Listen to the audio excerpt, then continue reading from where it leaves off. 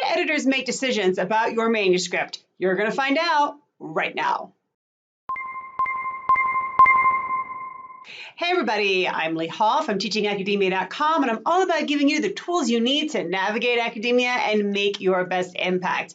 Today, we're talking about how editors make decisions about your manuscript. And so what I'm talking about here is in that initial submission, how do they decide if it's going to be a reject or if it's going to move on with like a revise and resubmit or an accept with revisions, that sort of a thing. And then when let's say you get a revise and resubmit and you resubmit it, how do they decide that, yes, this is good, we can move it up a notch to accept with revisions?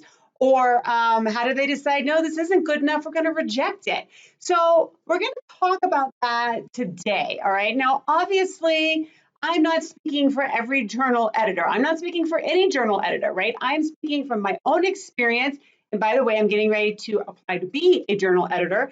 So I'm speaking from my own experience with having been a reviewer, what makes me decide if I'm going to accept or reject something or recommend that it be revised and resubmitted.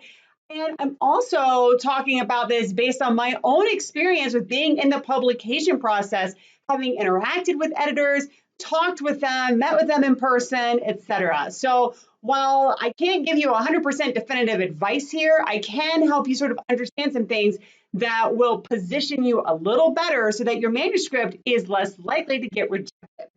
All right, so let's start with that initial submission, right?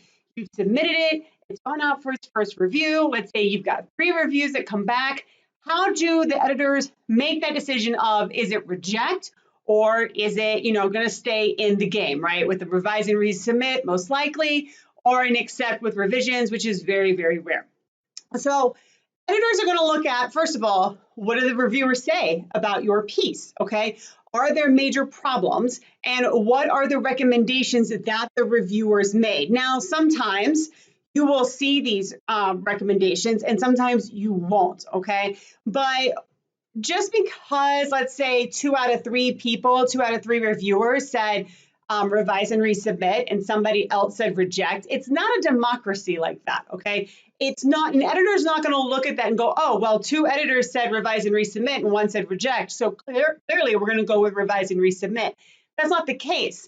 And the flip side isn't necessarily true either, right? If 2 of your reviewers said reject and a third said revise and resubmit, it doesn't automatically mean that your paper is going to be rejected. The editors are going to pay attention to what recommendation the reviewers made, but they're also going to pay attention to why they made that. So what could cause you to get rejected is going to be if your manuscript has some fatal flaws, or if it's going to require an extreme amount of revisions, that it would just look like a completely different paper, okay? So some of the things right here that as an editor I know I would pay attention to is your methodology, right? Are there methodological flaws? And this is different from missing information. So if you said to me that you interviewed participants, but you didn't tell us, right, how many or how often, or you didn't provide any sample questions or things like that, if you were missing details, we could ask you to provide the details in a revision, okay, and then see how that looks.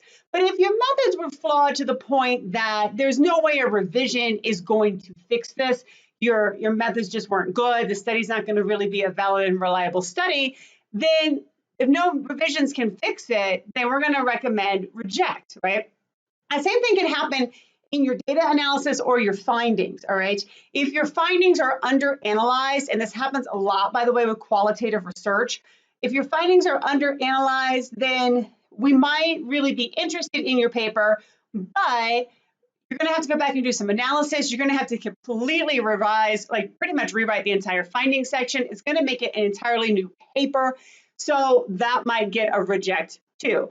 On the other hand, right, if you're just missing some details, if you've got some organizational things that need to be cleaned up, if they want you to include a particular topic in your literature review, those are all things that can keep you in the game because those are all things that logically you can do and it'll just enhance the overall quality of the piece, all right? So that's your initial submission.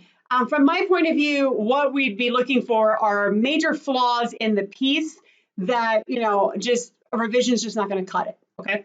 So let's say you get a revise and resubmit, all right? You revise your piece, you resubmit it. Now your goal is to move it up to the next level, which would be an accept with revisions. However, just because you got a revise and resubmit, that accept level is not guaranteed, okay? You can get rejected here. I've had it happen maybe once or twice in my career, very early on when I was very new and I did not understand completely what it was I was supposed to be doing. So it can happen, okay?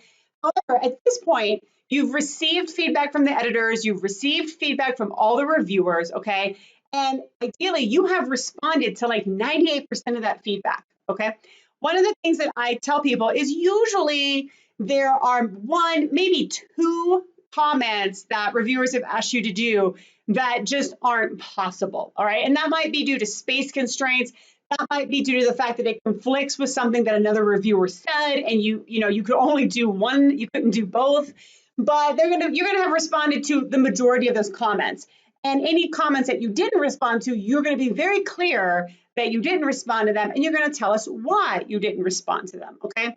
So in my experience, one of the things that as a reviewer, I definitely don't like is if I get a piece back that's a revise and resubmit, and the author clearly has not articulated the revisions that I requested, or the author has just flat out not done the revisions that I requested. It could be one, it could be five.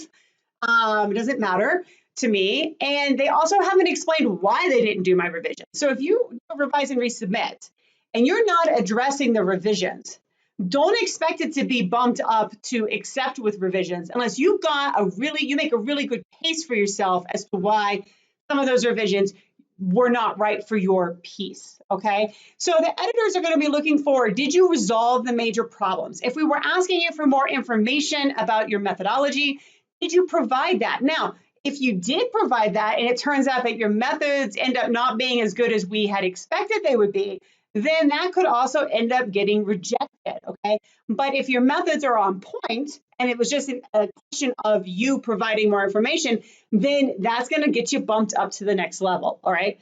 So you want to make sure that you've addressed everything that you need to have addressed, that you've done it well, and that you've articulated how you've done it, where people can find those revisions in your document, and for the one or two that you didn't do, why you didn't do them, okay? So at the end of the day, editors want high quality research that's moving the field forward. We all know that a first submission is going to take a little extra work, but we want to see that that if you provide us with those details that we're requesting, that's going to solve any issues that we have, and it's going to bump it up towards accept, right? So that's a guideline about how an editor might be thinking about how they just make final decisions about your manuscript. And if you like this video and you want to see more, just click right here, and I will see you over in the next one.